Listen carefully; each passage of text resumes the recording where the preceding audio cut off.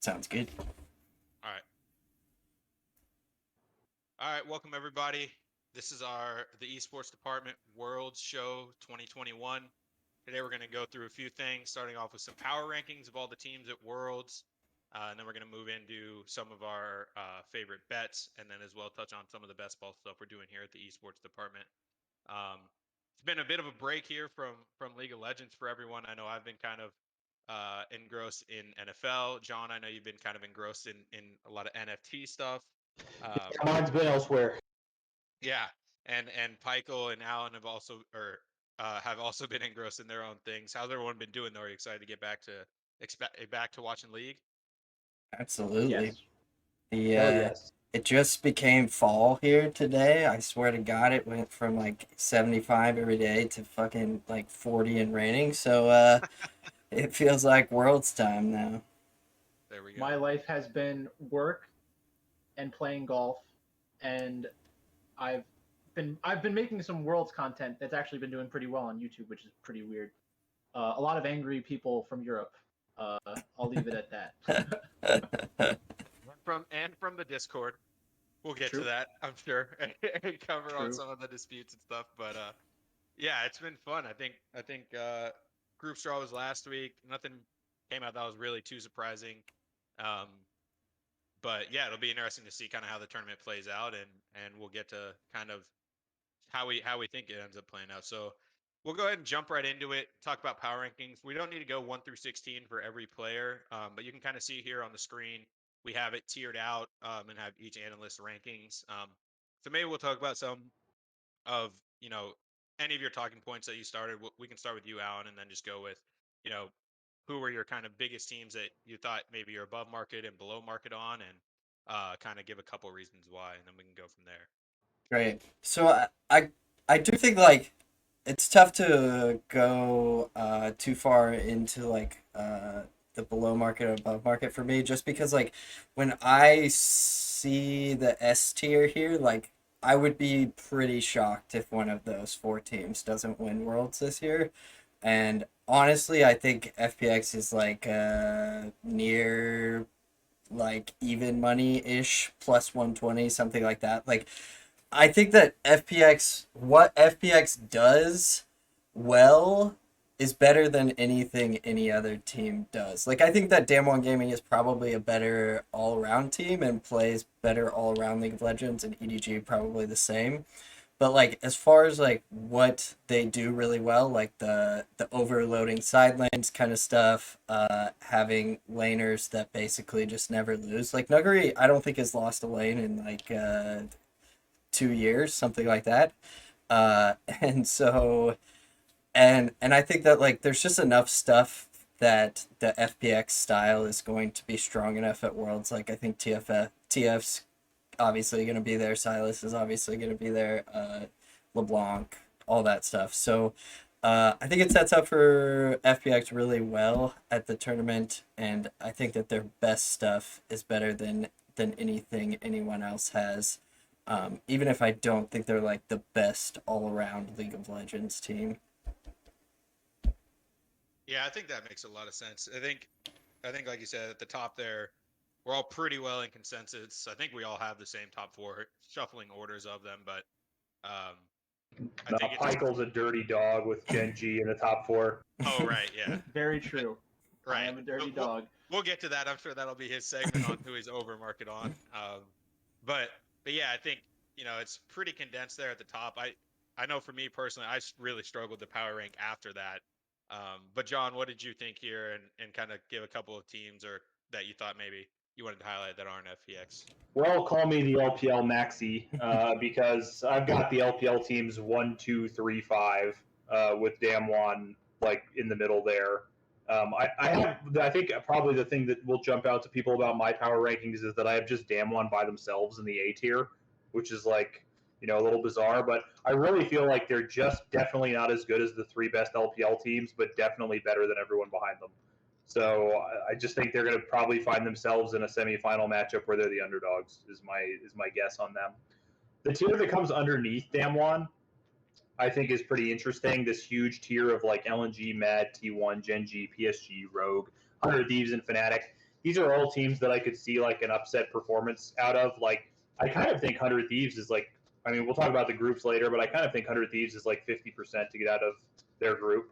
So there's some teams down here that I think could make moves and stuff like that, but I don't think anybody in the green tier is like really in the running to win Worlds. Maybe LNG, maybe Mad, maybe T1. I think everybody else there is kind of out of contention to win for me without some sort of miraculous feat. And then I also have the biggest C tier. I hesitated to put Team Liquid in this tier, but I just didn't see what I wanted to see from Santorin in the playoffs. And I think Tactical is really hard outmatched by almost everybody in the whole tournament. And so I just think they're probably going to struggle.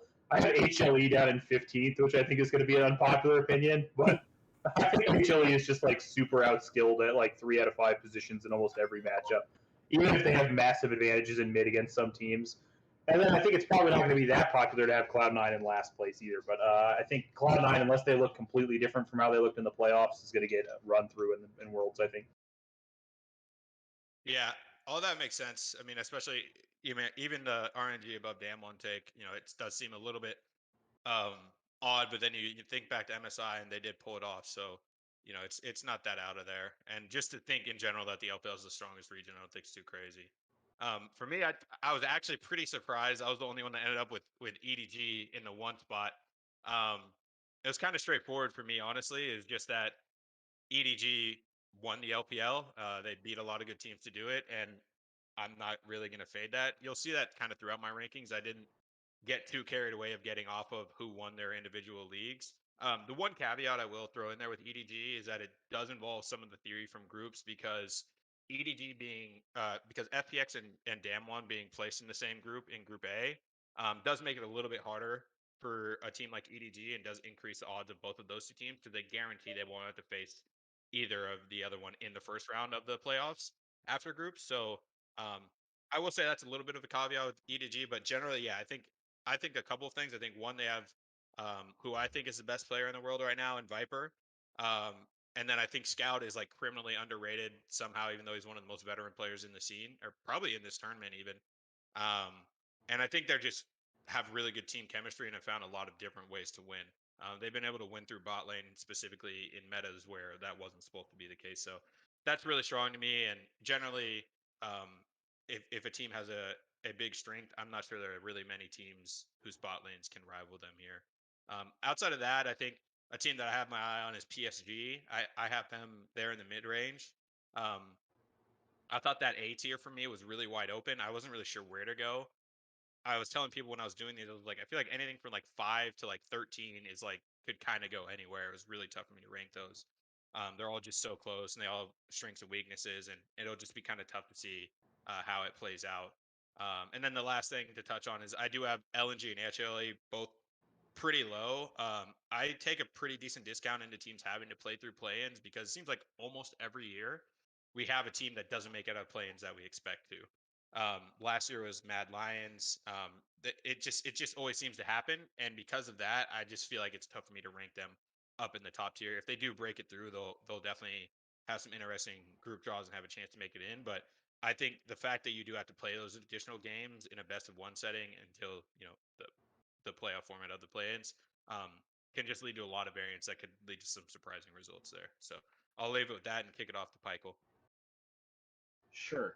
So I think that the point you guys were making about certain teams doing different types of things really well, it's a lot like football in the sense where, or it's more like boxing, like the old adage, styles make fights. If you look at League of Legends, the two main things right now are mid jungle and bot lane. So if it's a mid jungle duo or a mid jungle meta, where that basically determines everything, then a team like Damwon is going to be really good. A team like FPX is going to be really good. If it's focused around hyper carries, being able to get into the late game, which we don't really see as often anymore, it's going to be teams like EDG and Genji, because like you guys were mentioning before, I think they have probably the two best AD carries in the world at that specific type of League of Legends. From like a mechanical perspective and being able to put their entire team on their back. Like we see that a lot from mid laners, we see that a lot from junglers. But for the past year and a half, 2 years, it's been a lot of utility AD carries supporting their strong top laners, allowing like facilitating roaming from the mid laners or just giving additional resources to junglers so that they can be more powerful than the other jungler, help out with objectives and everything like that. So I think that's really like when I have these kinds of discussions, I like it where people explain to me what they're basing their stuff off of. So mine is kind of a blend of both, but the reason I have my rankings that look a little different than a lot of other people's is because of the impact that I think the bot lane is going to have here. If you think about last year's Worlds, there were very good AD carries like Quan Feng, but they were not asked to carry their team hardcore the entire time. And that's why I was high on Suning going into last year's Worlds, because I knew that if it was based on, I guess they call it Sword and Shield style League of Legends, where it's all about your AD carry, I knew that if that was the case, then they would be surprisingly good. That doesn't mean that it's the only way that they can pay off, and obviously they made it to the finals. But that's generally how I try to find differences. So I think Gen G is in the best spot here, and there are so many narratives that go against Gen G. The choke stuff, like when I posted that video about Gen G winning Worlds and why I thought they would win Worlds, everybody's like, "Oh, but they're choke artists." It's like, yeah, everybody thinks they're choke artists. That's why their number is so low. And it's like, oh, they can't compete with Damwon. It's like they had the same record as Damwon. Did they do well against Damwon specifically? No. But do they necessarily have to play them to get into the finals and win the finals? No. Like there are so many ways to just avoid that outcome. And I was looking at the Worlds bracket from last year.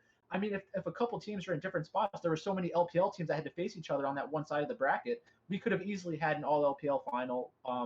It just the matchups could have shook out differently. So I am high on Gen G. I try, and I know that it's not that surprising for people who watch our stuff in general. I'm contrarian not because I want to be different than everyone else. I'm contrarian because I try to think to myself, why is it that the popular stories around these teams, why could they be wrong, and is it likely that they're wrong?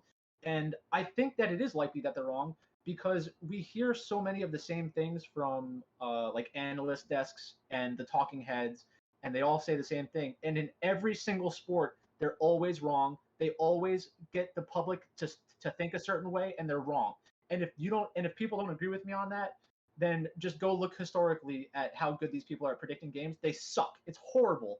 And it's because they feed into the hype. They're trying to build those narratives that get everybody excited to watch the games. And then something crazy happens, like, oh, who could have seen that coming? And it's like, well, the sports book saw that coming, and that's why they won money, and everybody lost money.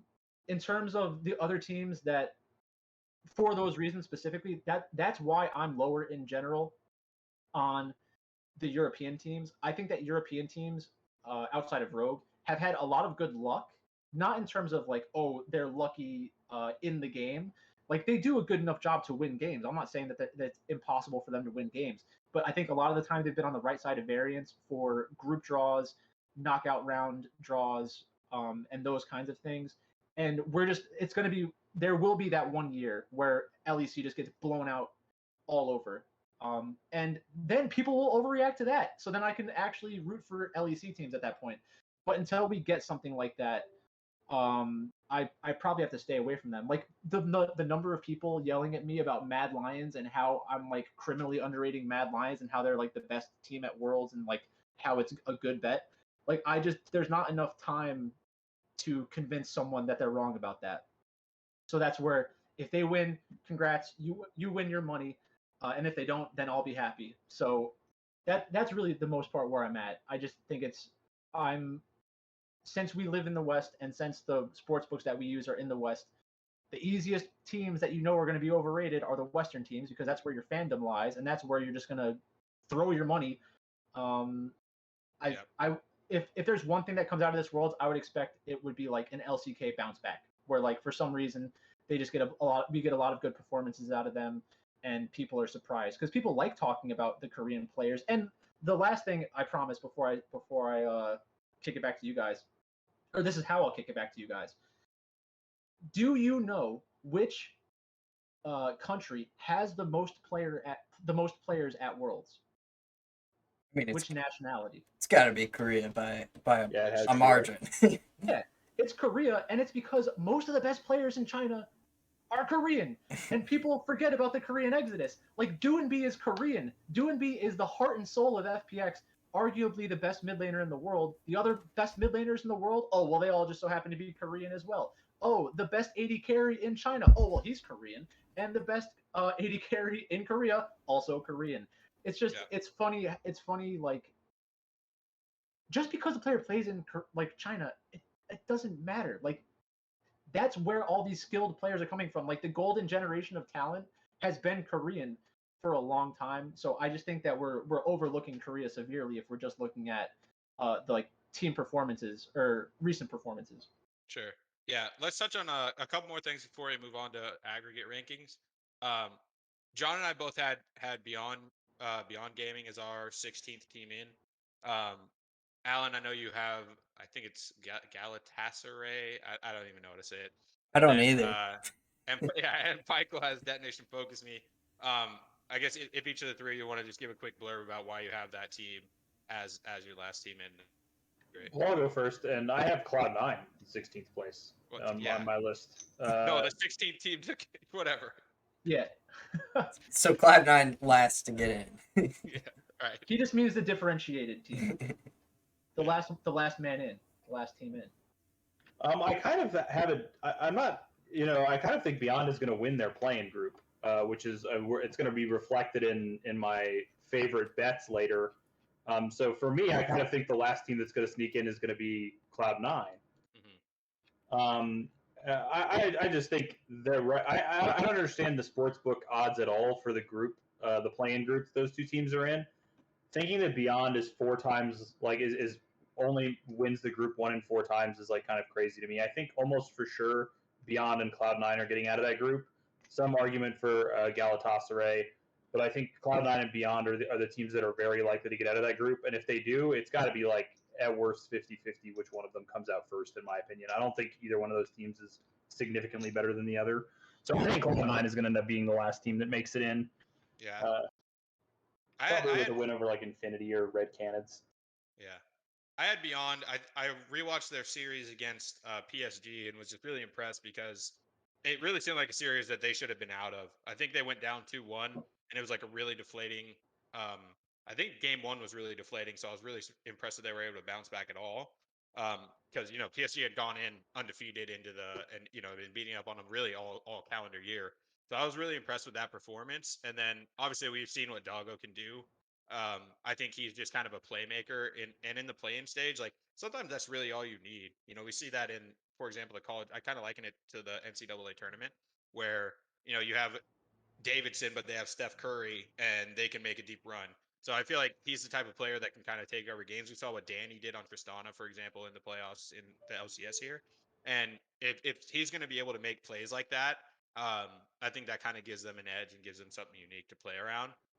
But then again, it is a bit of a toss-up, like I mentioned about plays. It never really goes as according to how you would expect. So I wouldn't really be surprised to see another team slot in there, but they were the kind of the team I chose with for those reasons. What do you think, Alan? What made you get on to Galatasaray? Well, so part of it was the Beyond Gaming series with PSG. I get what you're saying about like I think that they did pretty well in that series relative to how they did all year, but like it was just a PSG smash in the PCS this year, and it wasn't like even particularly close, and Beyond wasn't wasn't like the second best team by a margin from what I saw. And in that series as well, I do think that it was pretty kind to Beyond Gaming to be 3-2. Like the games that they won against PSG were pretty close, and then the games that PSG won against them, they absolutely killed them like they did in the regular season, and they did the same in game 5 when it came down to it. So I think I'm a little bit lower on Beyond Gaming overall, although I do really like Doggo as a player. Galatasaray, I don't know. I watch their soccer games all the time too, and listen to the people pronounce it. Still, just have no idea. I think they're pretty underrated generally. They have they have a couple of Koreans on their team. Crazy is from Rogue Warriors and the SKT farm system. They have a live on there. They also have Bolulu, who you remember from the Supermassive team. So I just think that their odds are just a little bit off too. Like I threw them into this rankings because I just think that their odds are off and I want to bet on them. Like could I see it being any of the Cloud9, them, and Beyond Gaming bunch probably to come out of that group, but I do think that they're right in there with them, and that's kind of why I threw them in there because their odds are pretty long. So yeah. Yeah, I think that makes sense. They, uh, and then yeah, and then we'll kick it to Pykel there. Yeah, so the reason I chose Detonation Focus Me, it's right in line with why I made this other column about best or most important players on every single team. I think that League of Legends is obviously, yes, it is a team game, and it's very important to have solid players at every position. And if you have a weak player at a position, you can turn into Mad Lions, where you have a Rome just set, like tanking Shadow's career. So I think of it a lot like basketball as well, where if you have the best basketball player on the court at any time, you have winning chances. Like you could realistically have him have an insane performance, drops 50 points, and just dominates a game. And I think with League of Legends, it's the kind of the same thing. It's generally a jungler or a mid laner because they have more agency in the early game and can really make shit happen. But different teams have different identities and structure themselves around a specific player generally. So when I was looking for a team near the bottom of the rankings that I wanted to be high on, I wanted to be high on Detonation Focus Me because I remember it was either MSI or one of the other international tournaments where there was information coming out about an up and coming mid laner who was like by far the best player on their team, was completely dominating everybody, and their team had to literally restructure their organization so that they could fit that player into their roster. I'm pretty sure that their AD carry wasn't supposed to be their AD carry, but because they wanted him to be the mid laner, they forced their coach to like play AD carry so that they could get this guy international experience. And I remember like that was the narrative going into the tournament. And when I was watching their games, I was very disappointed by the play style they used because they weren't putting Arya into spots where they could carry matches in a traditional sense with like playmaking upside and agency so that they can go to side lanes or like dominate their laning phase with like draft priority. They were like throwing it on. They were throwing them on Seraphine, which Seraphine was busted at the time, so they were going more for like an economy kind of game, which does make sense theoretically. But when your coach is playing AD carry, it's probably not the best idea to do that. So I think that that's the kind of players that I look for are like these transformative players. And again, that's why I was on Sunning last year was because I knew that Huan Feng had the upside to be one of, if not the best AD carry at the tournament. So that's generally what I look for. And just to talk about the power rankings, just it's kind of just a question for you guys. I'll explain my thought about it, and then you guys can let me know how you think.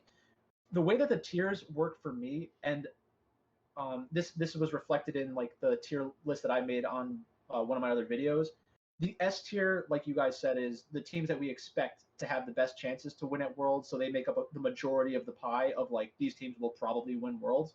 The A tier are teams that I wouldn't be surprised if they did win Worlds, but I don't really expect them to win Worlds for one reason or another, like just some glaring weakness. And that's what concerns me about LNG is that I could see LNG kind of crashing out because I don't know if I 100% trust Icon, and I don't know if I 100% trust their top laner.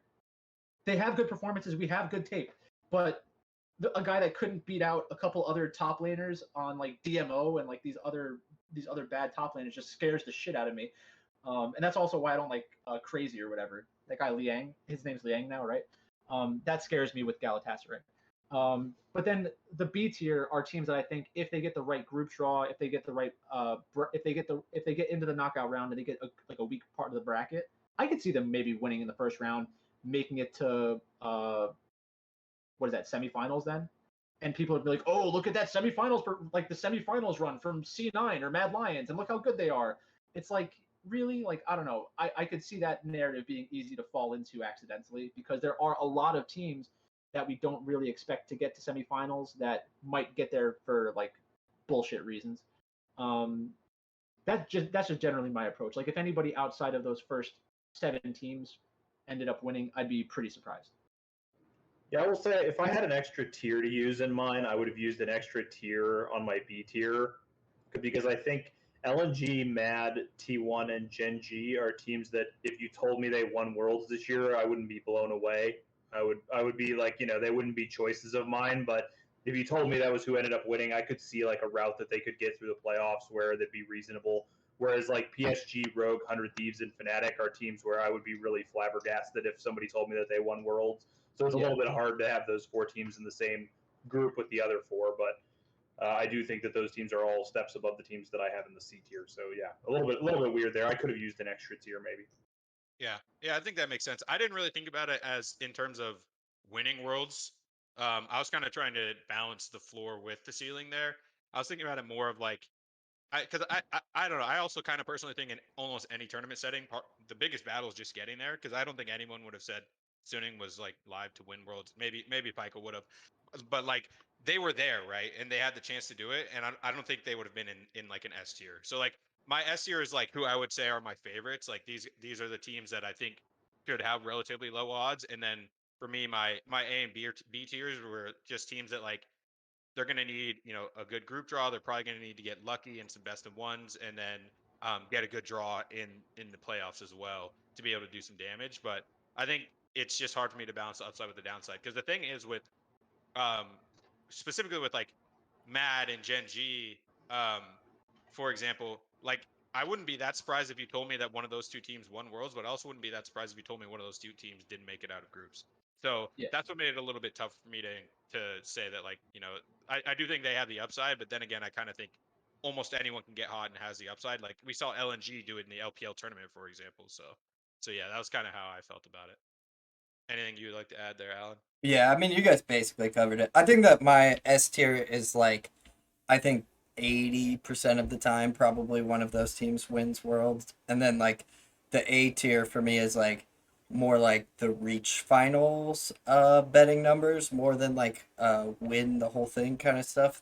Like, any of those teams, if you told me that they got hot and made it to a final like Suning did, I would not be surprised. But then I would expect them to be huge underdogs, just like Suning were in the final against one of the teams from my S tier. So Absolutely. yeah, so S tier's like pretty likely to win finals, and then A tier's like could reach a final. Got it. All right. People do forget sometimes. I'll just say real quick. People do forget sometimes like how easy it would be for something that they would consider to be kind of weird right now to happen. Like just a quick example. Like I have Gen G in 8th place.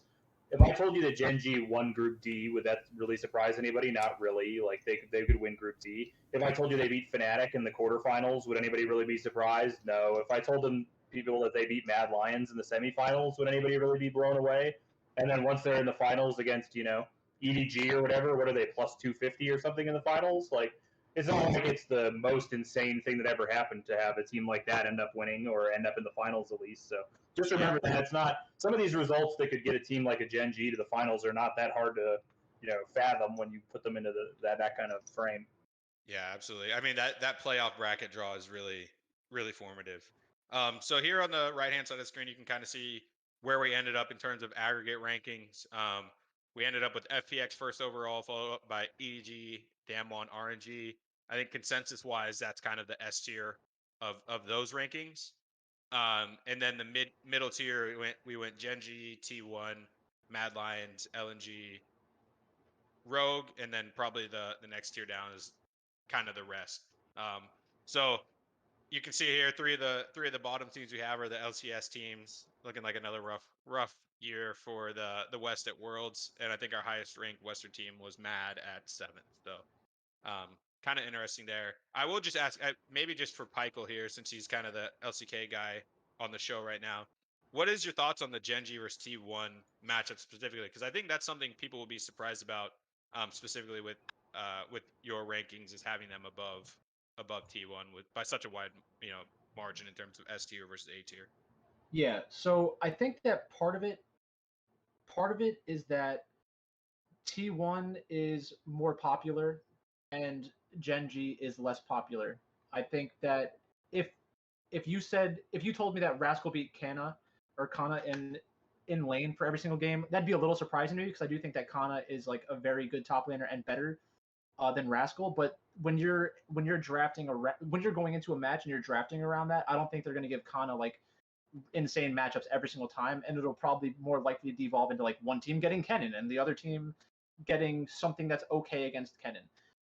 And then in the jungle, that's a little concerning for me, but I think people forget how good Clit is and how his play style really changes how we look at him.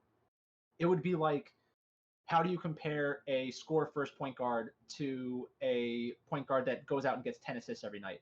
Clit goes out and gets 10 assists every night. He's not asked to be the primary carry of his team, but we shouldn't pretend like he's not like a very good jungler. It's just that the most recent metas are not favorable where he's getting the most out of his skill set. In the mid lane, I think that BDD is everybody loved talking about BDD being better than Faker, and then everybody just stopped talking about BDD being better than Faker. I don't know what that was about, but apparently that's not a thing anymore. And then I really just believe that Ruler is the best player out of all four in the bot lane. He's probably the best player in that matchup altogether. I know that Gumayusi has like extreme upside long term, but we don't even know if it's going to be Teddy or Gumayusi depending on how the matchups shake out. So that's really what I'm kind of depending on is the world's meta turns into a hyper carry meta. I think that the hyper carry meta benefits Genji more than anybody. And it's not like they can't play some kind of aggressive bot lane. Like Ruler's one of the best Kalista players in the world, and he's a world champion. His team was built around him. Crown goes to the LCS and gets dunked on. Like, do we forget about that? Ruler basically dragged his body across the finish line at a world championship, and we just want to pretend like Ruler is some guy. Like, he's not some guy. He's like one of the best 80 carries of all time. So that's really what I think justifies that for me. And they had a more consistent regular season. I mean, if Damwon didn't get their shit together and finish 12-6, we would have had Genji as the top team. And in the spring, or what was it? Was it spring or summer last year when Genji got slapped around by T1 in the finals? And I called that in a video. I was like, 5 reasons why T1 is about to destroy Genji. And it was like, well, they're mentally superior, and Genji will throw at Barons, and like they threw at Baron a couple times. It was just so funny. Yeah, that's what I was trying to say. You're forgetting the other half of that bot lane is Life. Yeah. On Genji, who is like not a great player, I don't think. Very true. And like I think that people would probably also remember, or they probably don't remember. But if you watch my power rankings video last year, I think that Carry is probably the best support in the world. His DraftKings scorelines suck, and it makes you never want to roster him. But in terms of like playmaking upside, like T1 doesn't put him in spots where he's a playmaker that's going to have great scorelines, but he could be like the best. He could be the best player at Worlds if they just drafted for him better. Uh-oh. Who's recording? Is it not Robert? It was not Roberts. We just right now we have a stream ended cricket noise on the main screen, but otherwise we're good. Yeah. All right, good. There we go. Welcome back. Yeah. So that's how I would try to go about the Genji T1 matchup. I think that even if it is a mid jungle meta, if Genji can play it slow enough, I think that they'd be live in that too. So that's basically it. Yeah, I think that makes a lot of sense. And the other thing to point out too is John kind of touched on it earlier, and then we're going to kind of move into this. But the other point, and Michael made a mention of it earlier as well, is that people are going to see these power rankings and think about head-to-heads all the time, right? They're going to think about, hey, well, Genji can't be above T1 because T1 beat Genji every time they played and when they played in the playoffs, and et cetera, et cetera. But the thing is, they're not in the same group, and there's no guarantee that they'd even play each other in the playoffs. And so I think when you look at these teams, like I would say there's a higher chance of Genji getting out of their group than there is of T1. I think T1's group is a little bit tougher. It gets a little bit more hairy if you assume that LNG makes it, right? But for now, we're not going to say that because we just had these 3 teams. We had to see how play-ins kind of shake out. But yeah, if LNG were to make it, then the odds get a little bit more spicy there. But right now, as things are standing, I think Genji has a higher chance of making it out than T1. And so for that reason, I think it's fine to have Genji above. So the next thing we're going to touch on here is just kind of where our power rankings led us in terms of what are the strongest groups. Obviously, these are only including the 3 teams that are qualified. There will be 4 more to come. For us, you can see those in our power rankings who we thought they were. The consensus 3 that we had was HLE, LNG, and Cloud9, and then that 4 team was up for debate. So I think if it was HLE, C9, and LNG, it would be LNG coming to Group D. HLE would be going to Group C, and then Cloud9 would be going to Group A, right? Ouch. And so then that last team would be coming into Group B. Yeah, That's Beyond or whoever would go into Group B. If the 4 major teams get through the first round, it'd be Cloud9 in Group A, Beyond in Group B, HLE and C, and LNG and D. Okay, yeah. So that would obviously shift kind of the calculus of these, but right now, as it stands with these 3 teams, is kind of where everyone has the groups ranked in terms of relative strength. So you can kind of see where we're at there. I thought these groups actually ended up pretty fair. The only one that I think kind of sucks is Group A, because it really sucks as a Western fan. You're getting arguably the best LPL team and the best LCK team in one region.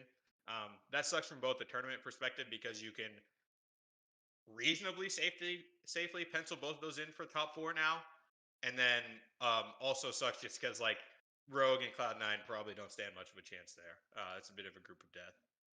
In terms of what will be the most competitive group, if things were to fall like that, where would you guys say the most competitive group would be?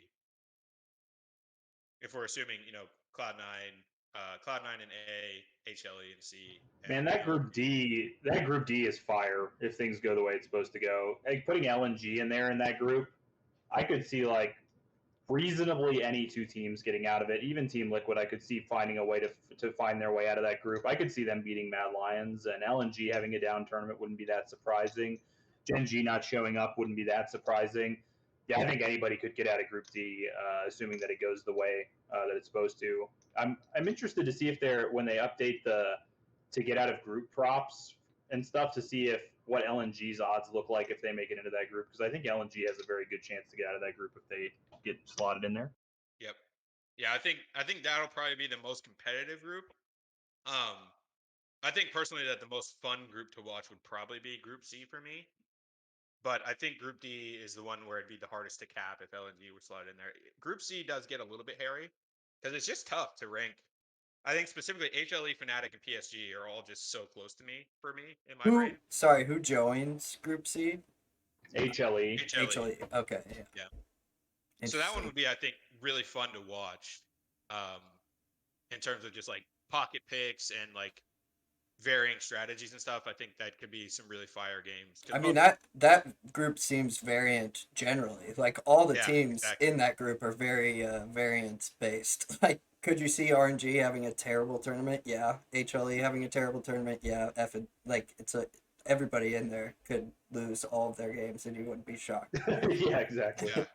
In some weird ways, it's like based on the data we have, obviously like strength of competition is just hard to calculate in general, but like in some weird ways, PSG is like the highest floor of those teams, which is like so weird to think about. But am I crazy, or is Fnatic and RNG like always in the same group? I want to go back and look. I swear to God, Fnatic and RNG are in the same group every single year. I feel like Reckless and Uzi are the same person. They're in the same group like 9 times, and then they're not even on the teams anymore, and those teams are in the same group still.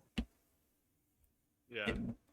What do you think, Michael, about the general group strength or any thoughts about that? Oh, You're muted. I turned on push to talk. My hope, I understand that Rogue playing against Damwon and FPX is going to be very scary. I do think that they have a chance to win some of those games because we always overrate how good these top teams are, and we always underrate like how close those matches are going to look.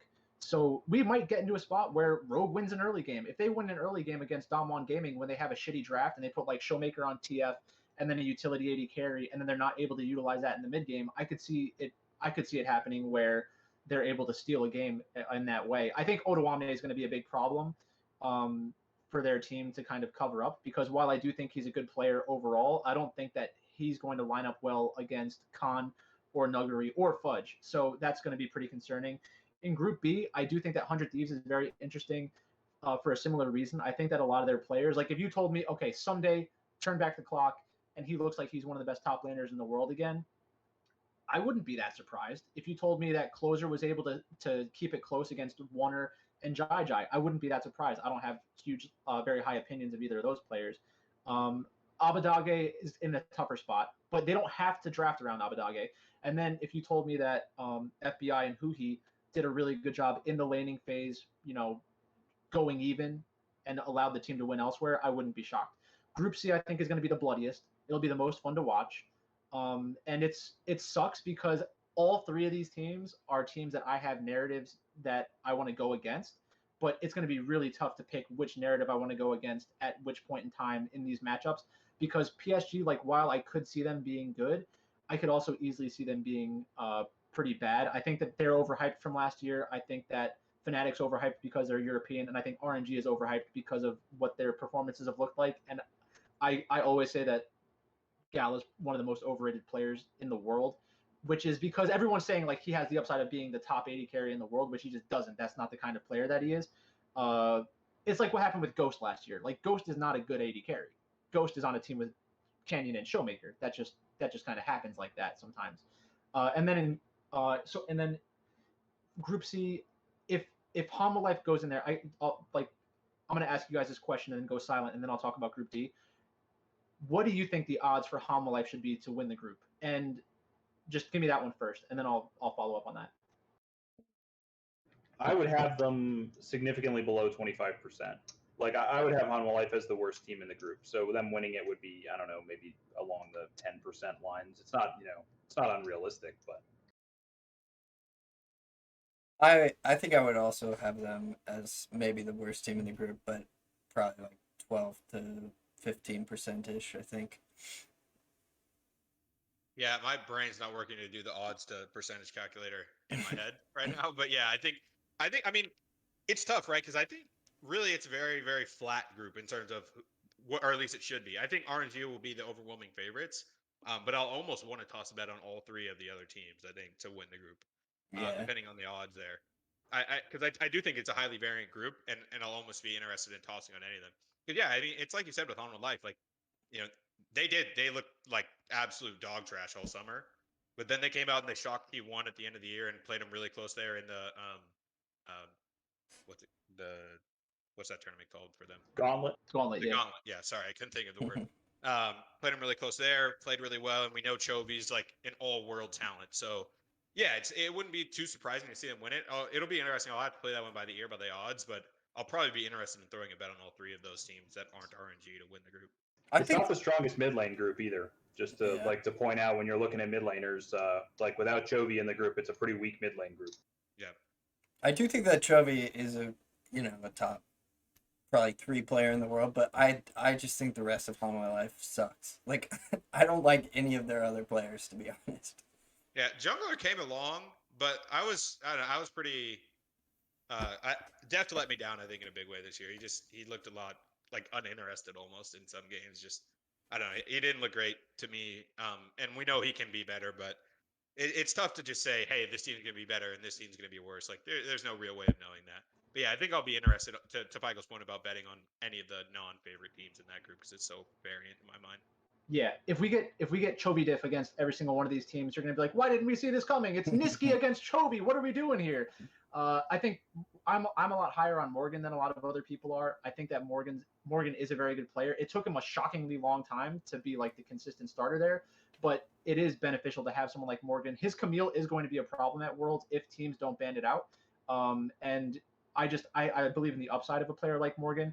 If Deft put out a great performance for the entire Worlds, when we get done with playing stages, I think after watching Deft win a bunch of matches, I think people are going to be way too high on Hanwha Life at that point because like, oh, look at them, they beat the shit out of bad teams. Oh my god, I didn't know Deft was this good still. It's like they beat no one. Like that's what drives me insane is like I am high on them, I want to be high on them, but it's so easy for the public consensus to just flip so hard. But they're at plus 600. At plus 600, it is right around the 15% implied, but that's so good. I mean, plus 600 to come in first in this group, I could see that happening pretty easy. And then in Group D, like you guys were saying, I could see Team Liquid doing okay. I could see Mad Lions winning it. Like obviously, I'm not the biggest Mad Lions fan, but I could see a scenario where they end up winning the group. Obviously, I believe Gen G probably will win the group. Team Liquid will be interesting, and then if LNG comes in, the thing about this group is that it is going to look so much different. I think the games are going to be so much slower and lower kill. Gen G against Team Liquid, we might see single digit kills. Gen G against LNG, we might see single digit kills. These teams want to control the pace of play and strangle the other team out, which is much more similar to how what team was on Peanut last year at Worlds? LGD. It's much more similar to how LGD played last year or Nongshin played this year because of that stylistic difference in their team. So it is a very interesting group. It'll just look fundamentally different from everything else. So the last question I would have for you guys about Group D is, am I insane or are people overrating Humanoid at this point? Like some people are saying he's like a top 10 player in the world. Like, am I insane? Like, where did this come from? I just don't understand. Interesting to me because I didn't even feel like this was a great year from Humanoid at all. I felt like last year was a much better year from Humanoid if you're trying to look at like a body of work, for the period. So yeah, I mean, I think he's being overrated. I think their jungler, LOI, I think is like the strongest point of the team right now. I think the bot lane has the ability to take over games and the ability to completely lose games for them. So it's hard to like really give them too much credit. I mean, it's mostly Carzy really, but I think they're have low floor, high ceiling when it comes to Mad Lions. So I could see them winning this group because I think their ceiling is really high. I could see them missing getting out of this group because I think their floor is really low. Yeah, the one thing I will say, and I think this has been pointed out in the Discord, is like I would say Mad's the best early game team out of here, other than uh it the only exception I'll make is if Clid gets Bully Bear. Because then when he gets Bully Bear, he just plays like a man possessed and literally like never farms. I swear he's just permanently in lanes. I don't even know how it's possible that he'd ever even like remotely the same level as anyone. But yeah, other than that, I think Matt will have kind of a lot of ability to be able to control early games, and they've shown an ability to do that well in kind of snowball games. So that'll be interesting. Um, junglers in this group will be very interesting to watch there. And to Pykel's point about this group being pretty low, I think this will be and entertaining to watch just because the competition will be so close. But I think it'll still be more entertaining than I think Group B is going to be like watching paint dry to watch in a lot of cases. Because like the only way to get hyped up for those games is going to be like, hey, please, 100 Thieves win. At least from like my perspective, because like, dude, T1 versus EDG could absolutely be like two games that both combined for less than 20 kills or something, and I would just be like, get me out. You know what I mean? Because we've seen T1 just like 8-0 people, and we've seen EDG kind of just run the floor with people as well. And 100 Thieves doesn't really particularly want to play super fast or anything. So like that group, I think will be a little bit tough to watch. I was going to make one more comment on Group B because there's not a bet for it yet. At least not like the one that identifies exactly what I'm trying to bet. But I could really see 100 Thieves getting out of that group.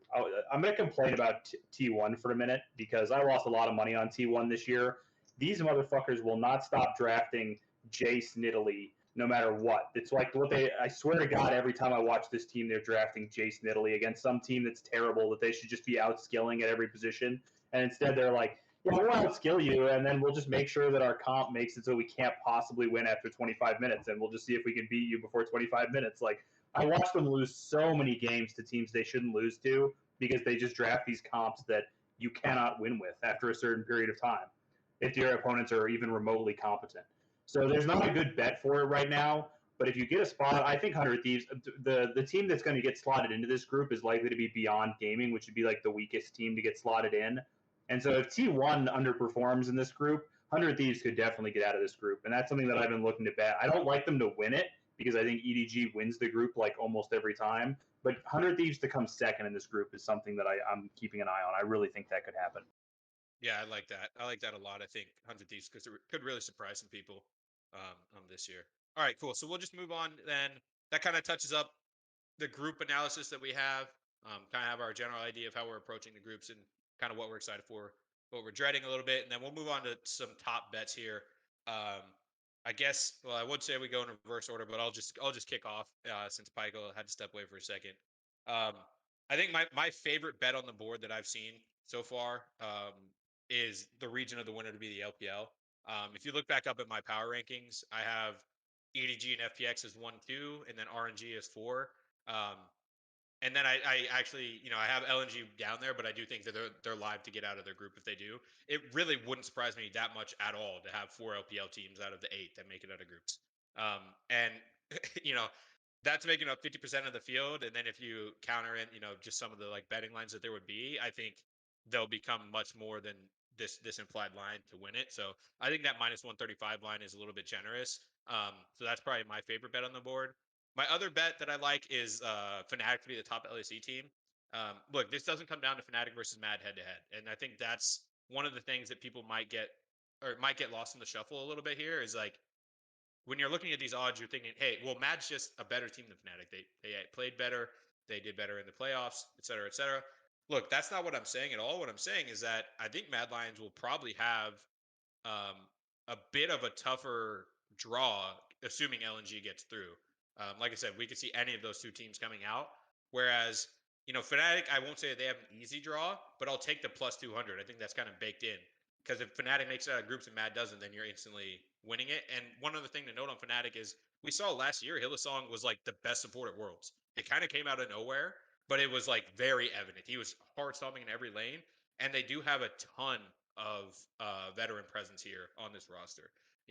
Whippo has been there multiple times. Hillsong's been there multiple times. I think Upset made it one time with Schalke, but I might be misremembering that. I'm not positive. And then Niski, we know, has been there a few times. So, look, I'll take the veteranship there and give me the plus 200 odds there. The last one, 100 Thieves to reach the final. I think this was similar odds to Team Liquid to reach the final. You'll see that like Alan and I are kind of swapped on these, but um, I thought 100 Thieves, like John said, could make it out of the group. And then I think once you make it out of the group, it's all just kind of random. Like you see some teams just get way easier walks than the others. If they were to get out of the group and then say face off with, at second in their group, and then they face off with say LNG wins their group. I don't really think I'd probably be betting them in that spot because they'll probably be a decent underdog, and I don't think they necessarily deserve to be. And then once you win one, you never know. So I think plus 2,500 is plenty high for them in a spot where they could easily make it out of the group, in my opinion. Or not easily, but could definitely make it out, and then potentially luck box their way matchup wise to getting into the final. So those are my 3 top bets. I'll kick it back to Pikel. You had set the way when we came over here, but what are your kind of top bets on the board and quick rationale? So when I made this, I focused on the futures to win, and I think that, like I was saying, I think it's going to happen within the next couple of years where LCK just has like an insane performance at Worlds and like not dominates because they're so much better than everybody else, but dominates because it's like their time to dominate. So I do think that Gen G is by far the best value. Like I think that you need 2 things. You need 1 or 2 things to break right. You either need it to be where teams let Ruler play Callista and allow them to win from the early game, and then he can just dominate everybody, or it needs to be a hyper carry meta. If one of those 2 things happens, I think that having Gen G at like plus 1,700, plus 1,800, which is where the lines opened up at, is just kind of insane. Like they have one of the best players in the world on their team, and I know that it's a team game, and we kind of went through all that stuff before.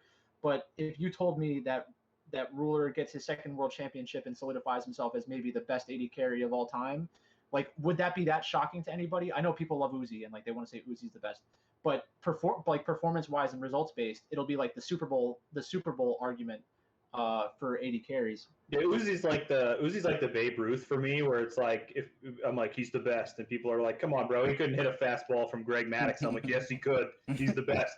He would homer every time." Like I'm definitely a hard Uzi bias. Yeah, I mean, exactly. Is he gonna lose? Is he gonna lose the ability to move his mouse the way that he moves it? Because otherwise, he's just always the best.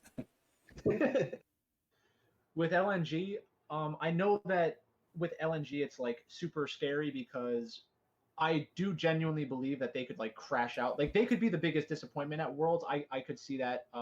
Well, after Mad Lions will be the biggest disappointment at Worlds.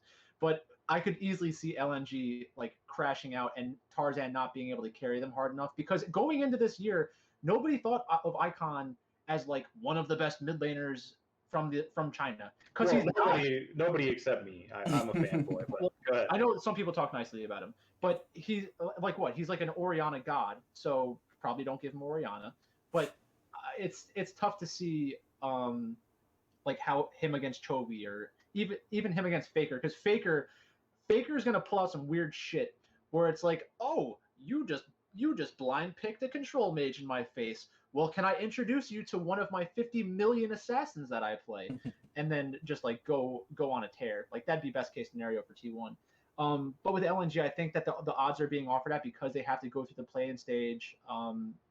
It just kind of confused everything for the sports books, because they weren't 100% sure where they would end up when the line was posted. But now that we know that they're probably going to be in a group that they can win for the play-in stage, a group they can win for the main event, I mean, you're basically getting them in the quarterfinals, and they shouldn't be that much lower than everybody else, because that's really what you have to convince yourself of to make that kind of bet to begin with. And then with T1, I would say this is a spot where if they didn't draft like shit all the time, which is a complaint that I think that John and I and a lot of people will like harp on, is like some of these drafts that teams pull out are completely insane. Not necessarily because like it's not a draft that can work.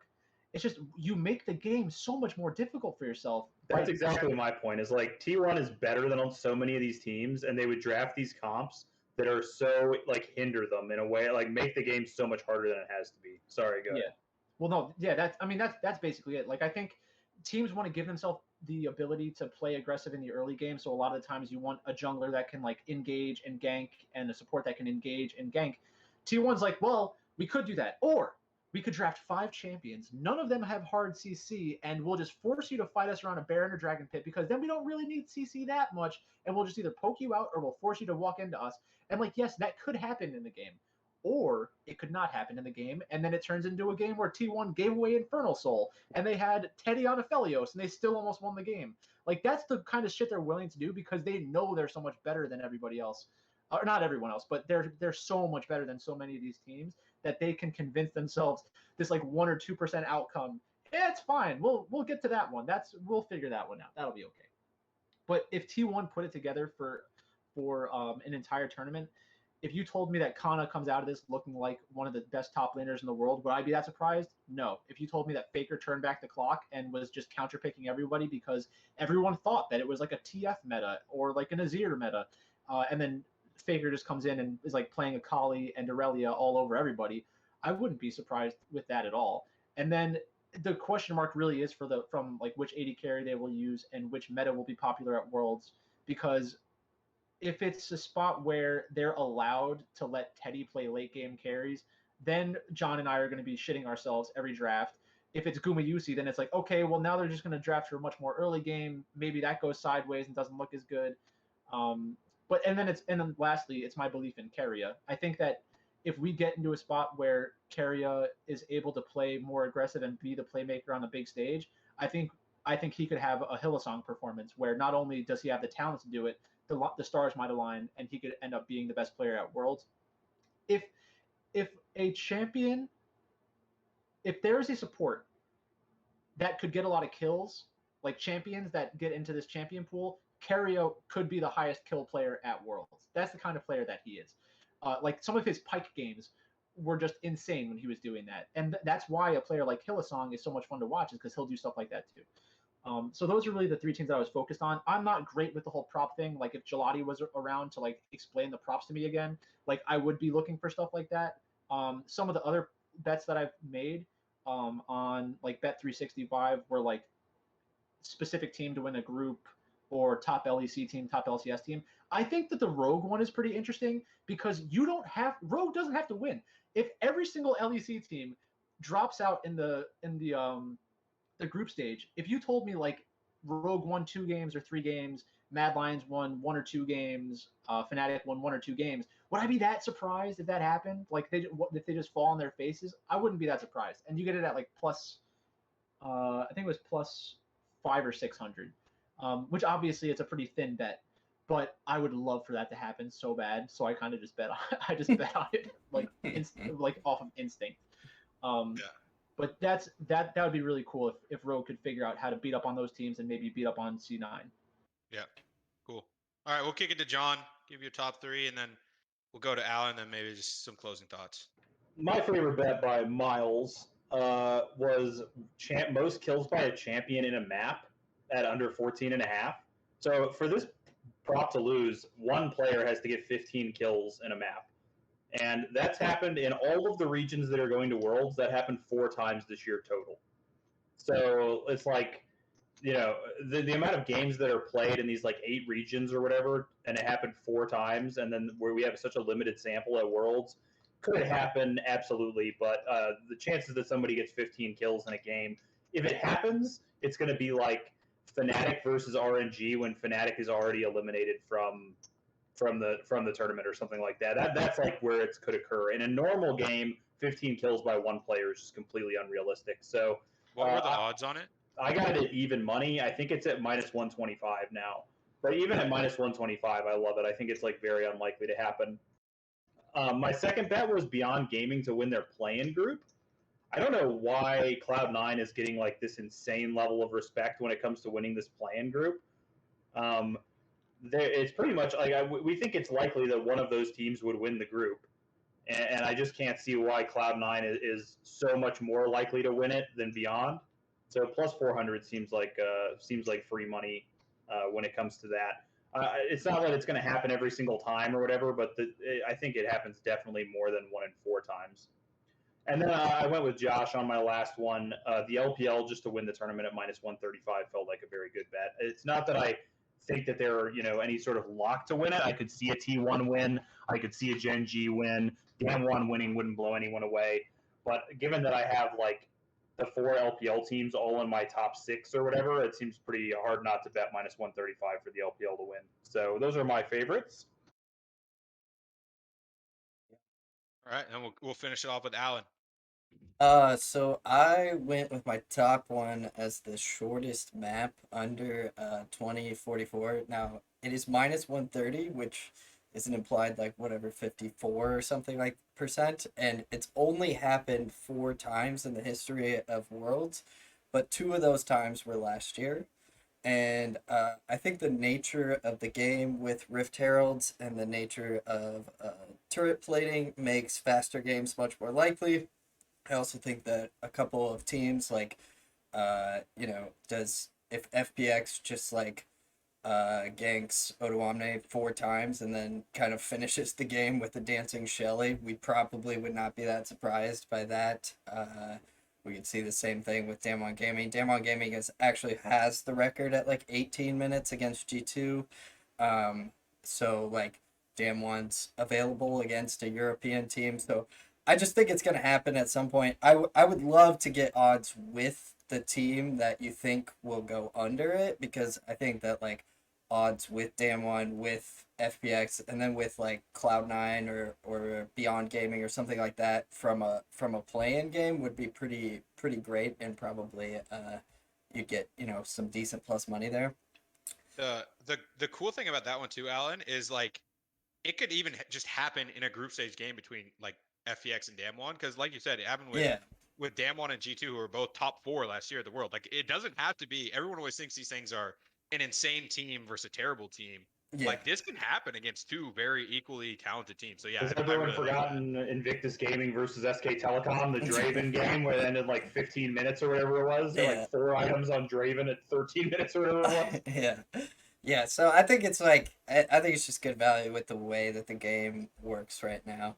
And then I have TL as the top LCS team at plus 175. I think that they're in a pretty variant group. We always like it with the LCS teams. I feel like we always talk about teams that are new or teams that are that do different stuff than like your stock standard League of Legends coming into Worlds, and then it's always these like shitter slow teams that do better at Worlds than we think they're going to because they just like play defense against teams that are better than them and just end up like 3-3 in their group while everyone else goes like 0-6 or some shit. So that's why I have TL there. I do think that like 100 Thieves, the group sets up nicely for them, and I really do believe that they're a much better team than TL. I worry about them experience wise. Like they've just never really been there before. Obviously, Someday has, and Closer has sort of, but like he was in an extreme underdog situation with that. And so I just have a feeling they're gonna shit their pants against T1 and and EDG. I don't know. That's just like a gut handicap, I think. And then I have Fnatic to reach the final at plus 1100. It's pretty similar to what Josh was telling you about Fnatic. Like I could easily see Fnatic being the best team in this group. They don't, or not the best team, but winning the group, right? Like they don't even have to be the best team; they just have to win the group. And I think of Niski as kind of like doing C or doing D, maybe doing F. I don't know, but like I think that the tournament sets up well for that style of player, and he's always like tried to kind of mimic what Doombe is doing, and so I think he's gonna be fine as the weakest point on Fnatic, and then I think the rest of Fnatic's roster is great. Like I think that that's a team that could reach the finals in a in a less likely scenario, but it's possible.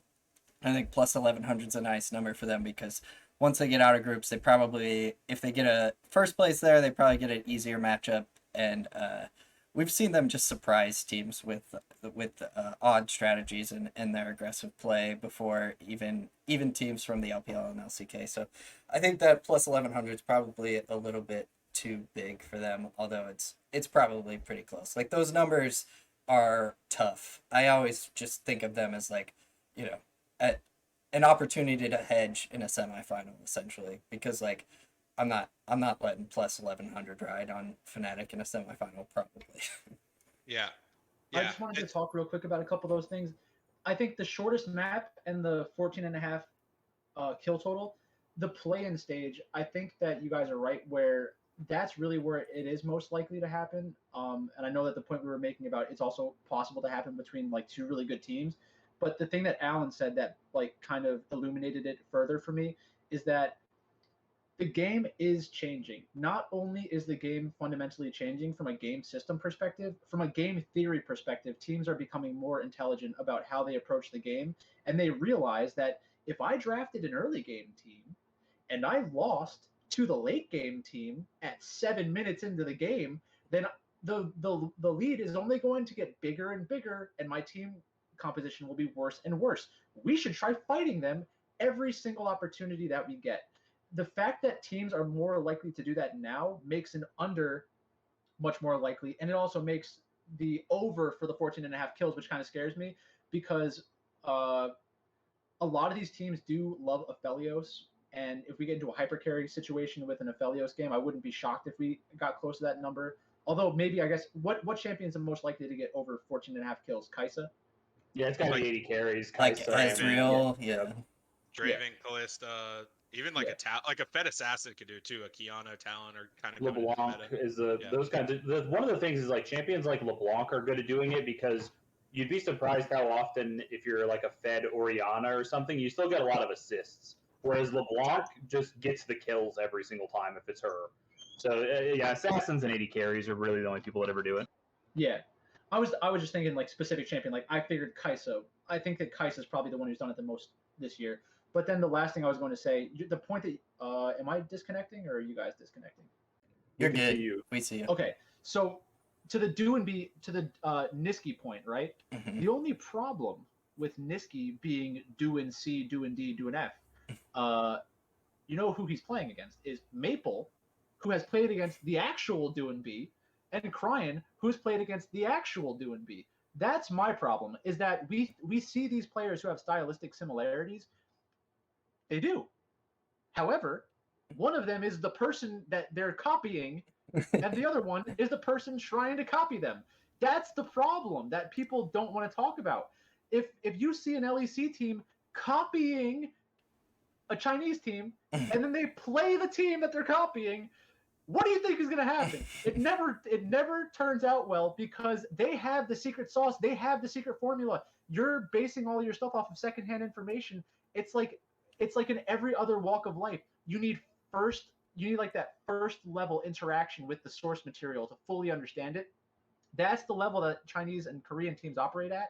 The LEC teams pretend like they do, but they don't. And then the LCS teams are like, yeah, we don't know, we don't know anything about what's going on. We tried looking at some numbers, but math isn't so great over here. We just don't really understand it. So that's really the situation that we're in, and that's why it's like kind of disheartening. Like, is it possible that we find some kind of good team composition and just like luck into it? Yeah, but like all the best information is just like literally in a different language at this point. So Yeah, kind of yeah. Yeah, sucks.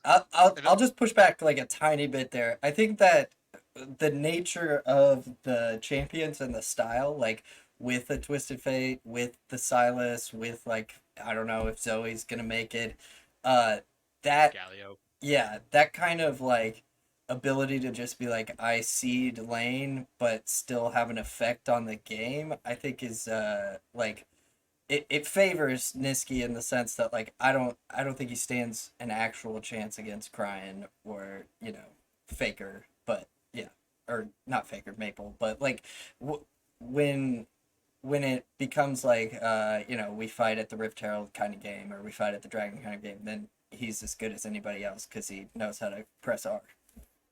Yeah, those are their outs. My only point is that those are also the outs that you get when you're playing against Doinb. And if you're practicing against Doinb, then it's Fair like, enough. oh yeah, wait a second, he's playing TF. When we play against Doinb, Doinb does this thing at this time. Maybe we should watch out for that one. Like that's kind of the only point that I'm trying to make. Yeah. Yeah. Yeah. One last thing I'll mention about these bets.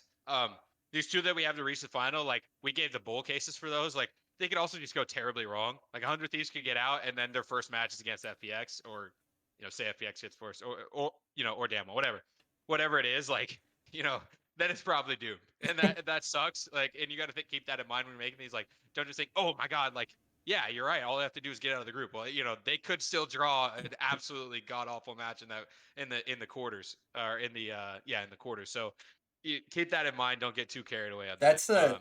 That's the big underdog disease, right? Where you're like Yeah, you're talking to yourself all week. You're like, you know what? I think that this team, they're really undervalued according to the odds, and you say that to yourself in your head, but then like when the game happens and they just get absolutely shit on, then you're like, yeah, that was the 80% outcome actually, but I was treating it like it wasn't. yeah. So just keep that in mind. Okay, one last thing I want to touch on. One thing we're doing here at the esports department, we actually started up this morning, is a best ball contest where we're just picking players from any players in the tournament. You get all the fantasy points that they score in every game they play. Meaning, if you have a team in play-ins, you would get all their points for playing games, the play-in playoffs, and then the group stage games. And then if they were to advance out of group stage, all their points in the playoffs as well, et cetera, et cetera. So you get all the points from them, and then you would take the highest at each position. So you'll draft eight players, so you'll have 3 duplicate positions, and then you take the highest scores. So I just want to touch on quickly what you guys' thoughts are. All of us I know are involved in at least one draft. What you guys' kind of thoughts are there, and what maybe some teams that you're going to be targeting given that, and what kind of your strategies are going to be around that. Well, I don't want to give up the goose, Roberts, but I think for me, I think LNG is the most valuable team in the whole tournament because I think LNG, the fact that you get their play-in games, that's a whole set of games that a team like T1 just doesn't get, or a team like RNG just doesn't get. So you're just racking up fantasy points in the play-in. And then the downside of taking play-in teams is that they're not that good and they probably won't make the playoffs, which is another set of games that you would like to get. LNG feels like the team that's going to get play-in games and also has a decent chance to get playoff games as well. And so for me, I think LNG is like maybe the most valuable team in the entire tournament in the format that we're looking at here. They're going to get a bunch of easy play-in games that they should win. They could get to the playoffs, and then their group stage games are reasonable as well. So LNG feels like a cheat code to me. I'm definitely going to be. Your Icon is like, you know how good it's going to feel to take Icon like in the first couple of rounds of a draft. It's going to feel great. Yeah, they're actually going pretty early. Maybe unsurprisingly, people are kind of tapped into that. But the one other thing about LNG that I'll toss in is like they're in the playing stage with red, and I actually didn't watch too much Brazil this year, but like historically, Brazil is just like the most absurd solo queue-esque region like in history, and they're just like constantly fighting and stuff like that. And so that could just get them like, if they have one or two games, even though they're best of ones that are, if they had one game against red and they win like 40 kills to 15 or like 35 to 15 in kills or something, like that's going to be absolutely absurd fantasy scoring just for that one best one that gives you a big leg up, that you won't see. So yeah, that's definitely a team that I'm keeping my eye on for sure. What about you guys, Pikel and Allen? Maybe some teams you're targeting or specific players you're targeting? I think with best ball generally speaking, like stacking is a must. And anytime, like in this format, anytime you can stack, it feels like you just have to. Like if you have the top laner and only the supports left, you still just take it because like uh, they are going to be playing together. So if they make it longer in the tournament, then you're getting more points from both of them. So like that is the most correlation you can get essentially, like game wise. So I like the LNG call. I do agree. Like they're probably like 25 to 30% to get out of their group once they make it there. So they probably are close to the best team in the tournament. But then I think it's just you take the teams that you believe are going to win the tournament and just try and stack them together. Yeah, the one thing I will note about LNG that's a bit of a bear case is like they won't play in the knockout stage, right, of the um group stage. Assuming that they win their play-in group, Mm. right? They actually will get none of these, which I believe are best of fives. So it's actually gives you a ton of value on teams if you can correctly predict who becomes. If there was a team that you thought was too, so like for example, if you think Hanwha Life is going to come second in their group and potentially make it out of their group stage after like the actual group stage, I don't. It's like very. I keep repeating the word group, but if they are going to get second in their play-in group and then make it out of Group C, then they Mm-hmm. would actually be insanely valuable because they also get the best of fives. So that's something to keep in mind just about the format. But yeah, that's like a little bit of a drawback with LNG, because they would just hypothetically only have the. I think they only play each team once. Is that right, or they play each Yeah, team twice? the single round robin. Yeah. So then they could hypothetically, just play the 4 games here and then the 6 games in group stage, if they weren't to make it out there. So yeah, something to keep in mind there as well. What about you, Pikel? Yeah, I think that you guys touched on the basic stuff. I like the mentality behind picking a team like LNG that you think is going to be very good in the play-in stage, and then potentially making it through.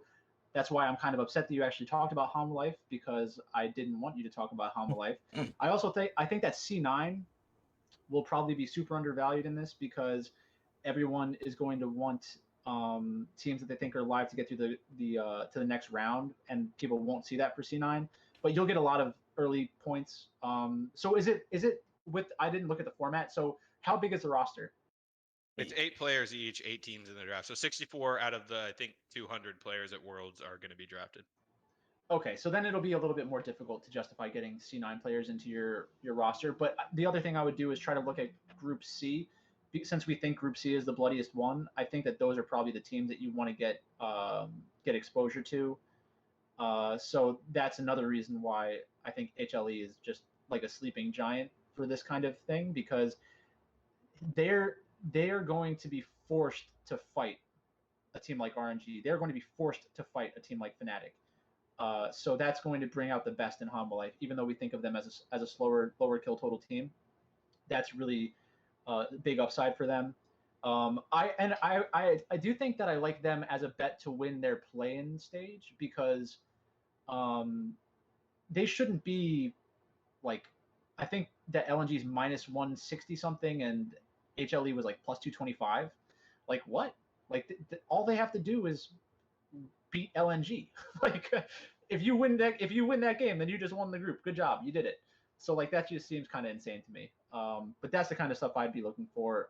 And ultimately, I think with best ball and with all these kinds of playoff things and worlds pools and stuff like that, don't be afraid to just pick the teams that you like or use it as an emotional hedge. If I get into one of these drafts and there's like a bunch of mad players in front of me that I can just pick them and potentially win money, like just if like my nightmare becomes the reality, that's great for me. Just emotional hedge the shit out of a best ball tournament.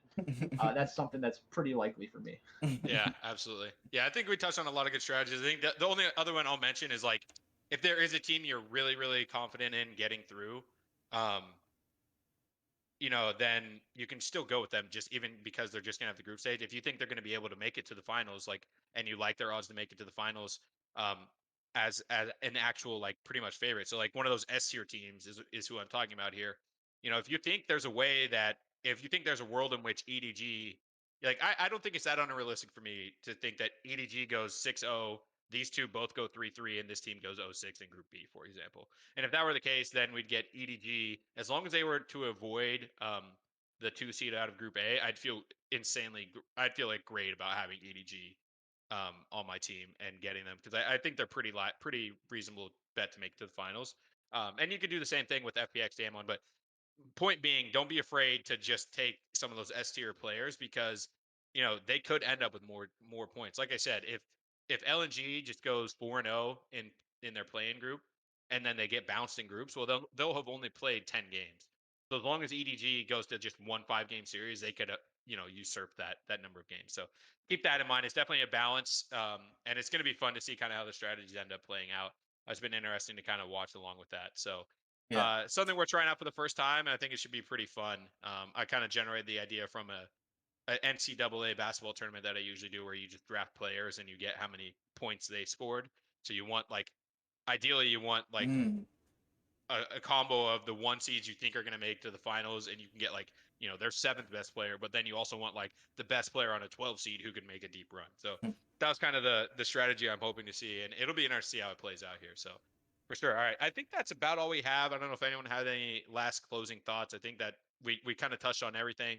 Obviously, we'll be around in the esports department Discord. We're a little bit busy, so give us some time if you're asking us questions, but we're always happy to hop in there and chat it up with people. And feel free to hit us up on Twitter. I guess I'm not sure if you guys don't know where everyone is at on Twitter. You want to just let them know where to find you, Alan, Pikel, John. I am at I'm at the esports plug on Twitter. For anybody that doesn't know me, feel free to check it out, and I'll be doing some videos for some world slates as well. So if you want to look over the DFS process for world slates, I'll have some videos going up at the esports department.